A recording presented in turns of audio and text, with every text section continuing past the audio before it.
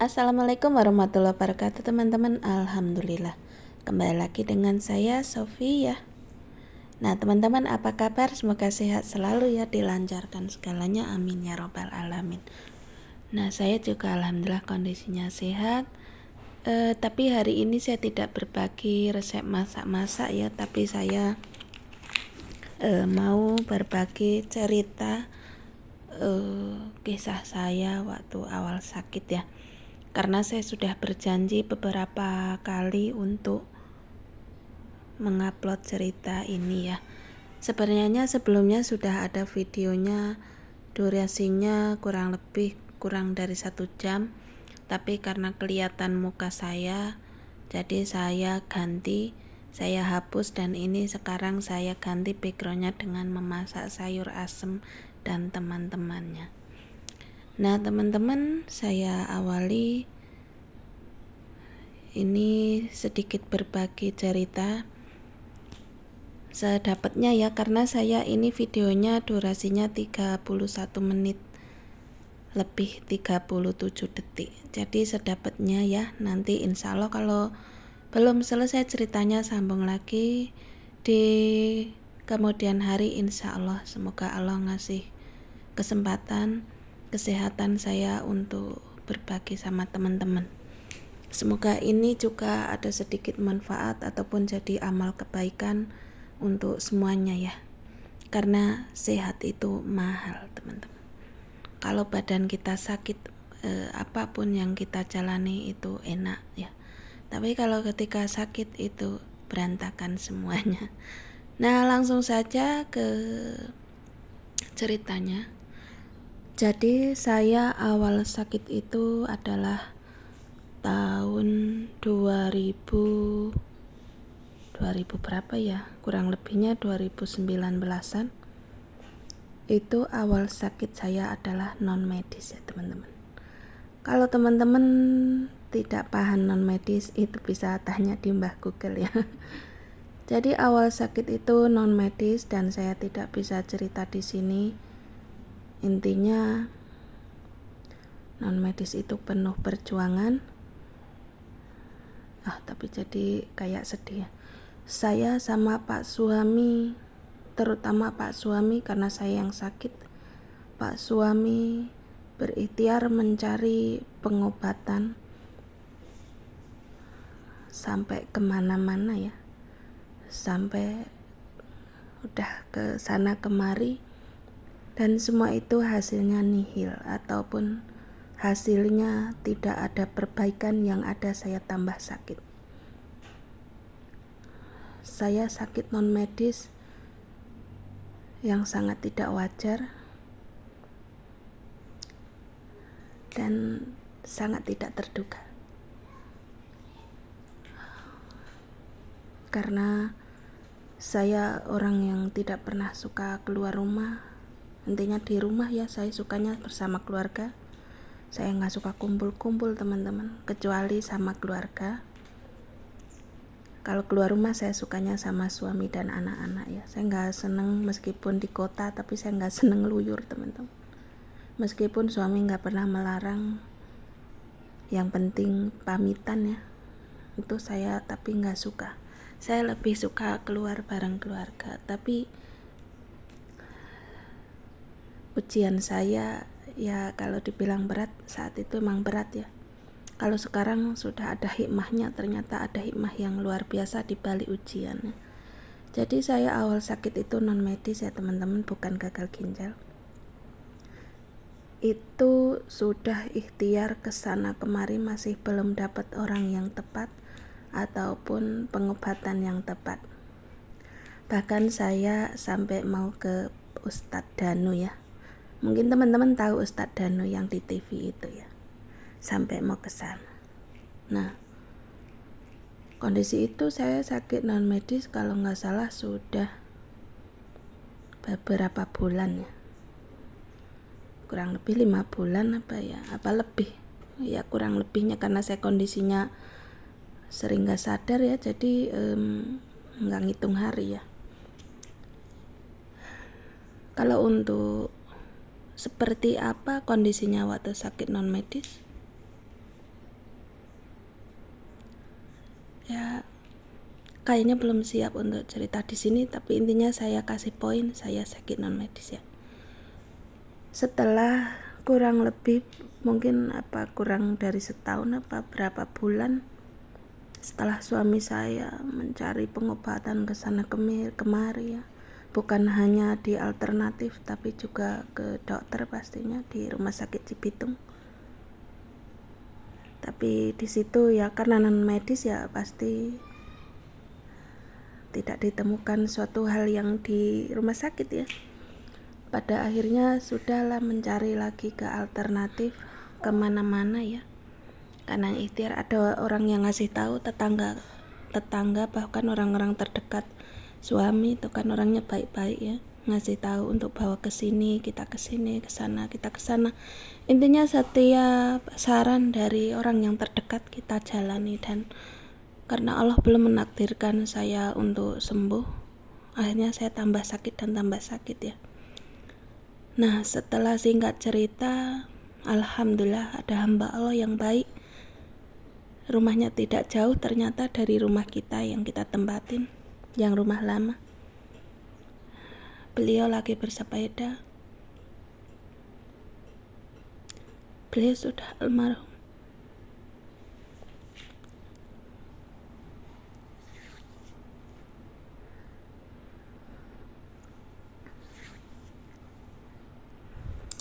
Dan beliau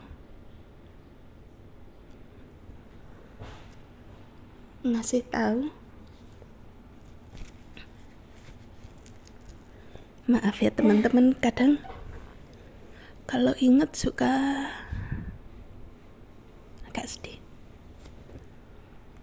Nah teman-teman, setelah itu saya benar-benar ngedrop ya, karena jarang makan. Bahkan saya sempat seminggu cuman makan apel 1 teman-teman, nggak habis. Tapi perut saya kenyang. Dan saya diajak ngomong sudah nggak pernah nyambung. Karena saya fisiknya emang di sini, tapi pikirannya udah nggak ada. Akhirnya ya Pak suami satu keluarga dan keluarga saya di kampung juga kesini ya, selalu berusaha, di kampung juga berusaha, di sini berusaha ya, saling ikhtiar. Dan saya tetap semangat teman-teman, karena ngelihat suami saya sangat semangat, dan anak-anak saya yang masih kecil, yang satu ya masih 2 tahun saat itu, yang gede berhenti sekolah karena untuk membantu saya. Karena dedek anak saya yang kecil maunya sama kakaknya teman-teman, sama neneknya tidak mau. Dengan itu saya melihat suami saya yang sangat luar biasa. Saya tetap semangat dan saya yakin Allah akan menolong saya. Allah memberi ujian, Allah juga ngasih solusi, asal hambanya mau selalu mengingat dan semangat untuk sembuh. Dalam kondisi saya yang saat itu ketakutan, tapi saya semangat. Saya yakin Allah ada buat saya, karena saya tidak pernah menyakiti orang lain. Tapi jika ada orang menyakiti saya, karena itu juga atas izin Allah untuk menguji keimanan dan kesabaran saya.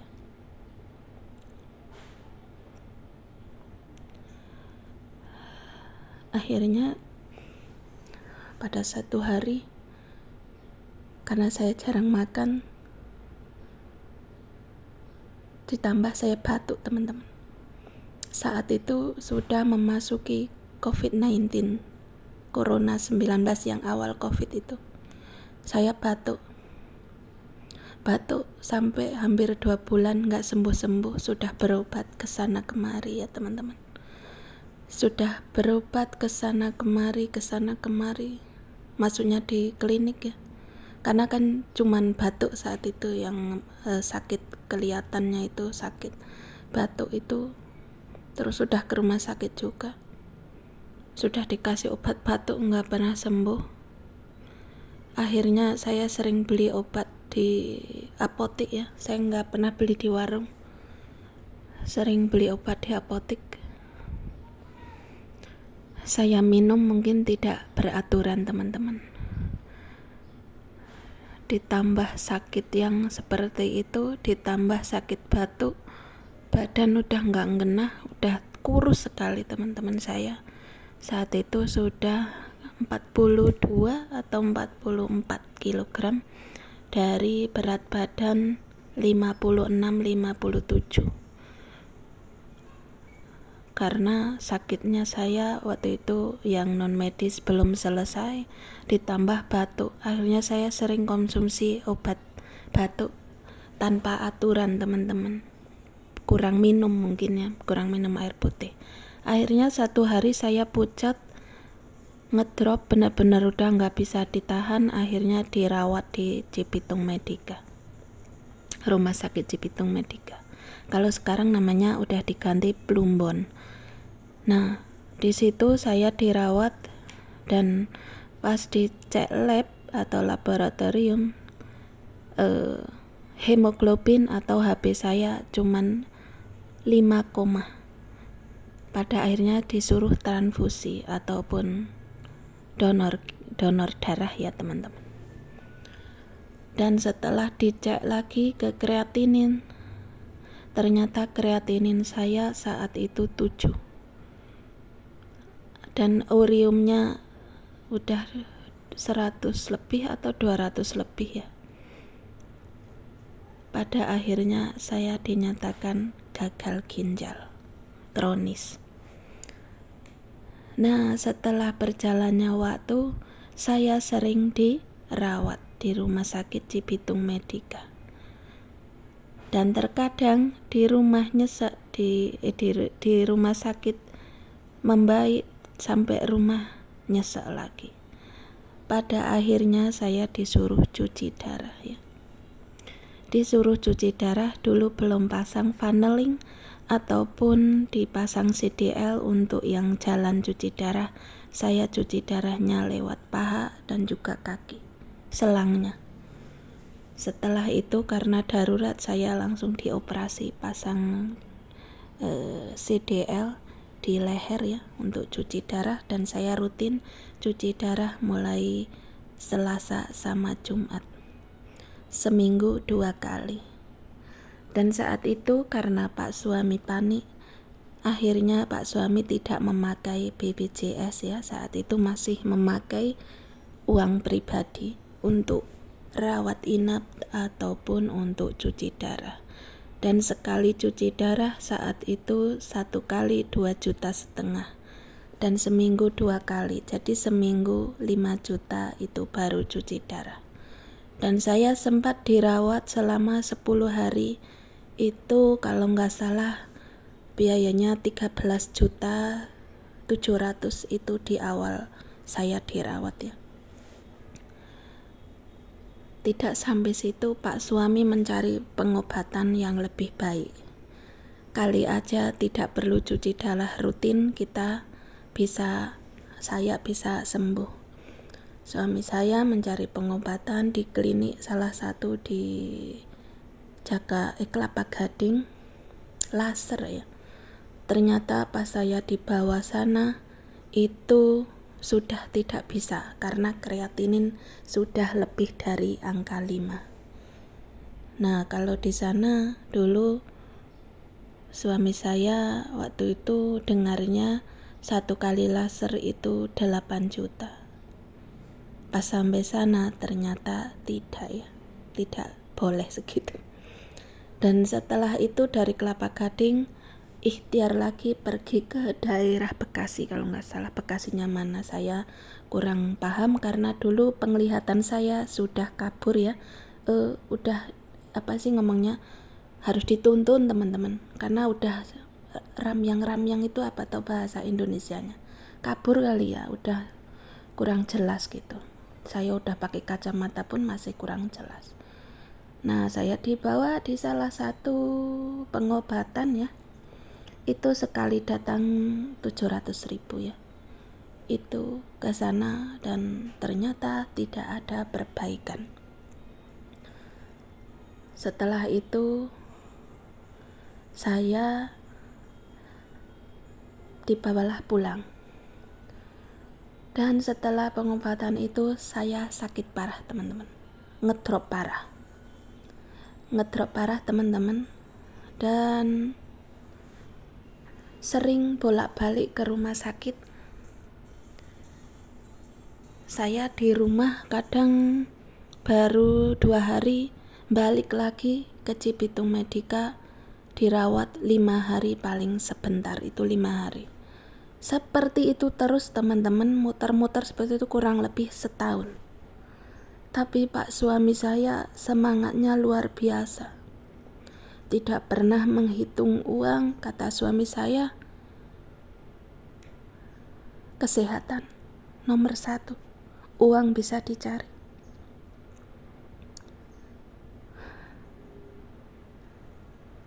Jadi dan Pak suami saya bilang,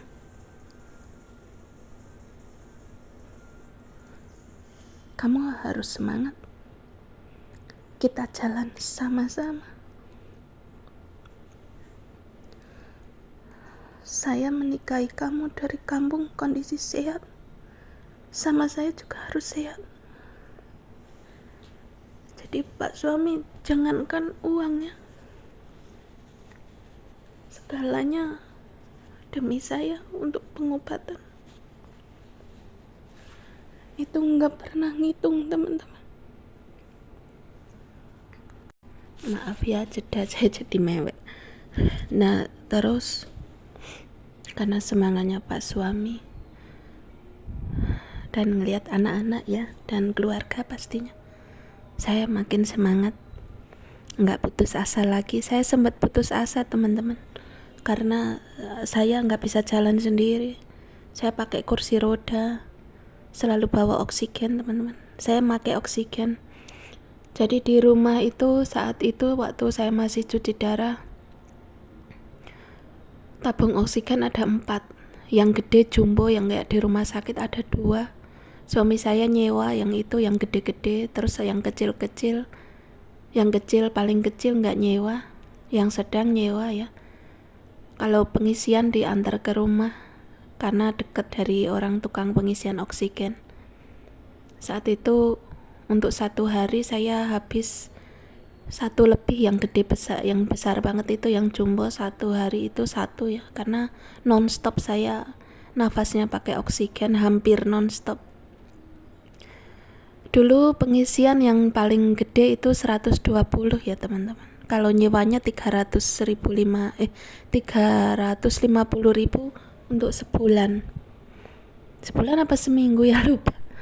Karena saya nggak tahu kayak gitu. Terus kalau yang kecil, paling kecil pengisian, kalau yang gede itu untuk 13 jam saya. Kalau yang sedang untuk 3 jam. Kalau yang sangat kecil untuk 55 menit. Jadi yang paling besar itu untuk di rumah saya, yang sedang untuk perjalanan ke rumah sakit misalkan, yang kecil untuk ke toilet teman-teman. Jadi saya ada semua. Jadi rumah saya udah kayak rumah sakit ya. Tapi sekarang alhamdulillah sudah tidak ya. Nah saya pakainya oksigen, terus selangnya jarang pakai yang selang normal teman-teman. Yang untuk oksigen saya pakai yang cungkup itu yang sampai ke mulut teman-teman, nutupin mulut itu karena saya nyeseknya udah parah ya. Nah saya sering dirawat ya teman-teman. Saya bahkan di rumah ketemu anak itu jarang, karena di rumah kadang baru sehari udah berangkat lagi ke rumah sakit. Berangkat sampai pihak rumah sakit, maksudnya kayak suster, kayak dokternya bingung. Teman saya cuci darah itu pun nggak separah saya. Dan anehnya kadang nggak ditemukan apa-apa gitu. Jadi kadang bingung sampai bilang, kok Ibu Sofia aneh gitu sakitnya. Bahkan yang lainnya kondisi gagal ginjalnya tuh lebih parah dari saya, tapi nggak seperti saya kondisinya gitu. Tapi kenyataannya nyesek baik. Terus kalau di rumah aneh-aneh, tapi kalau sampai rumah sakit kadang tiba-tiba sehat, dicek nggak ada apa-apa gitu teman-teman. Bahkan teman saya kreatininnya lebih tinggi dari saya, tapi kondisinya nggak seperti saya gitu. Bahkan ada yang cuci darah udah lama kondisinya nggak seperti saya.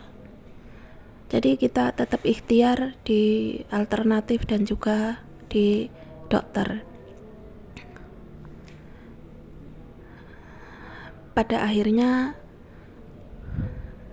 singkat cerita ya, saya sering dirawat.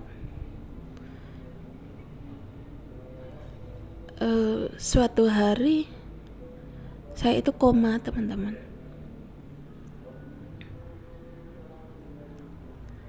Saya koma selama 2 hari 2 malam. Dan di saat saya koma, saya merasa saya dibawa ke atas, teman-teman. Saya dibawa ke atas. Saya bilang, "Ya Allah, ternyata saya sampai di sini."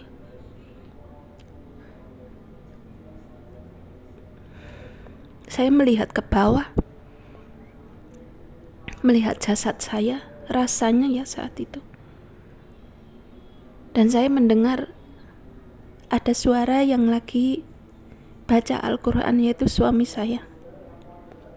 Pas saya di atas, mau ke atas, arah ke atas. Dan pas di atas, teman-teman, apa yang terjadi? Saya di atas itu disiksa, teman-teman. Rasanya diputer yang tidak ada bandingannya di dunia ini. Banternya itu apa ya? Kecepatannya itu tidak ada bandingannya, teman-teman. Diputer. Setelah itu saya rasanya nafasnya ngas-ngasan, nafasnya ngap-ngapan di situ. Saya dalam hati, ya Allah,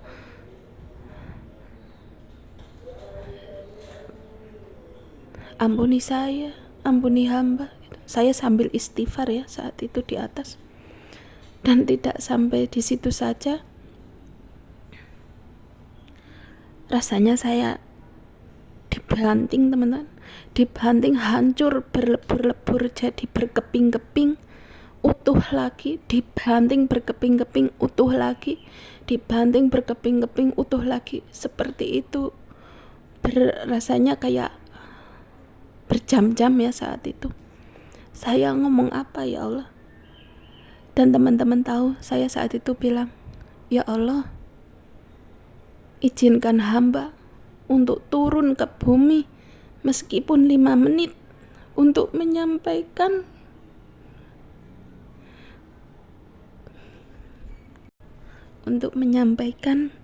ke keluarga hamba, terutama ke suami, anak-anak hamba, dan orang-orang di bawah, supaya menjadi orang yang lebih baik. Jangan seperti saya. Cukup saya yang merasakan seperti ini, tapi yang di bawah nggak boleh."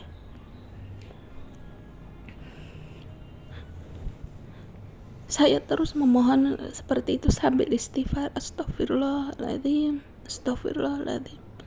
Ya Allah, mohon kembalikan hamba ke bawah meskipun 5 menit untuk menyampaikan ke suami, ke keluarga hamba, ke anak-anak hamba, supaya menjadi orang yang baik, tidak seperti hamba. Dan teman-teman tahu kenapa? Saya dulu di waktu sehat, teman-teman,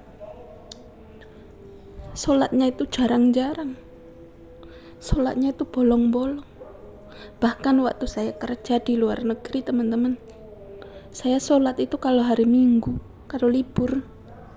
Kalau nggak libur saya nggak boleh sholat, karena emang nggak boleh.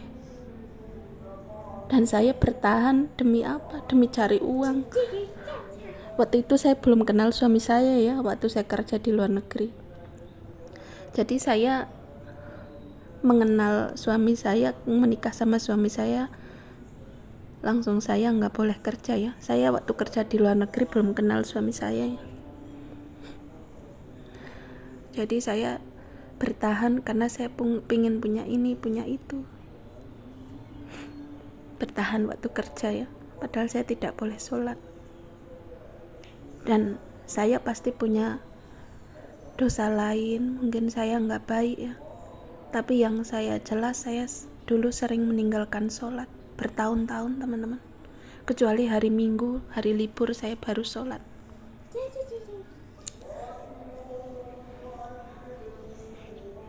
Jadi seperti itu ya, saya berbagi cerita, semoga ada manfaatnya. Nanti insya Allah saya sambung lagi karena ini timingnya sudah habis, karena saya belum punya waktu banyak untuk ngambil videonya. Pakai video apa ya, lain kali saya masak lagi aja ya, karena kalau mau live ini teman-teman, waktunya saya sambil ngomong dedek ya. Alhamdulillah. Ya udah teman-teman, semoga ini bisa diambil manfaatnya ya, bahwa kita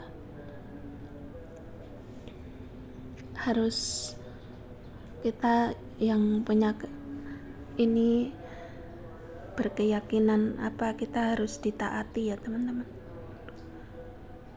Dan setelah itu, ini masih ada waktu 4 menit ya, setelah saya kurang lebih 2 hari 2 malam saya siuman atau bangun.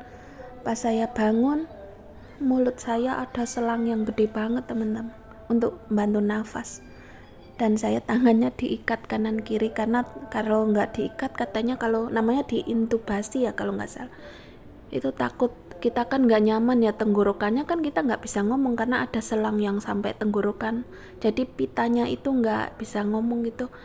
Nah itu takut dicabut sama kita si pasien, jadi tangannya pas itu saya diikat, terus mulut saya diplester ya, ada intubasi itu, ada selang yang gede banget ya, selang gede banget itu yang ada mesinnya dudut gitu di dada itu, yang banyak kabel gitu.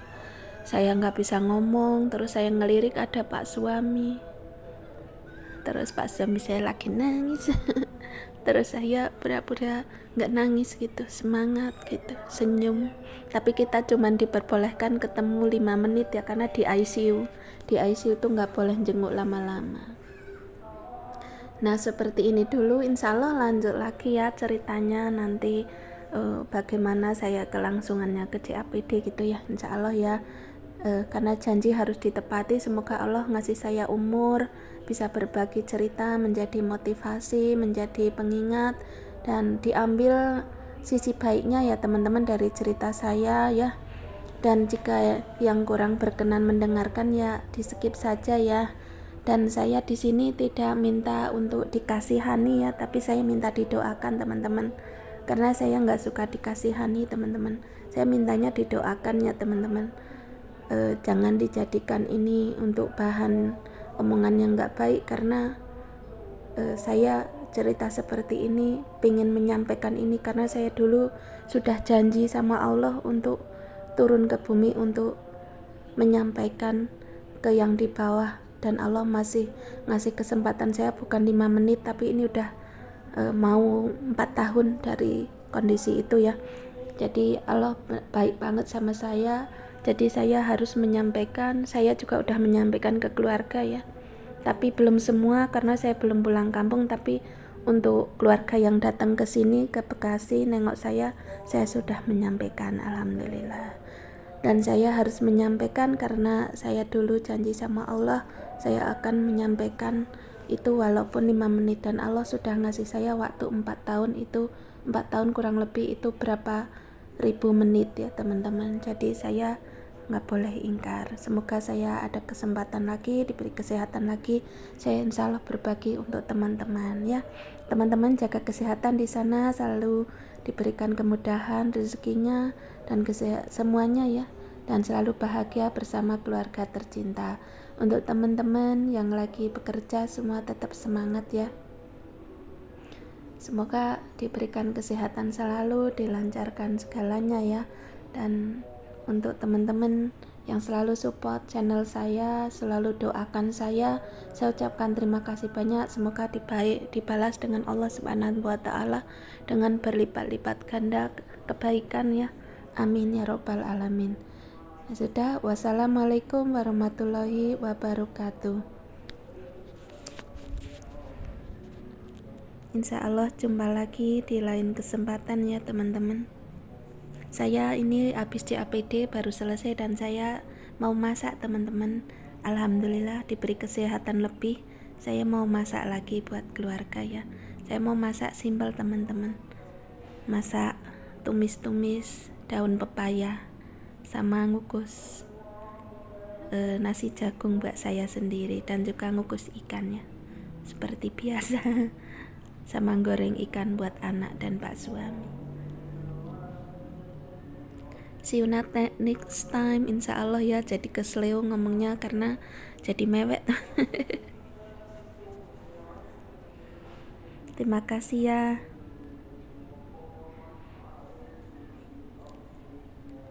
Mohon maaf ya, sekali lagi saya nggak mau dikasihani, saya maunya didoakan.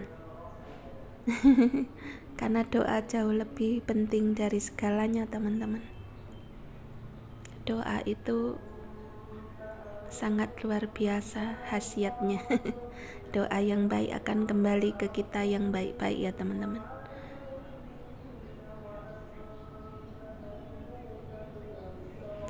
Nah ini akhirnya masaknya mateng ya. Ini masak kemarin ya. Ini saya bikin videonya kemarin. Ini masak seperti ini alhamdulillah. Tapi ikan asinnya katanya nggak asin, saya rendam terlalu lama teman-teman.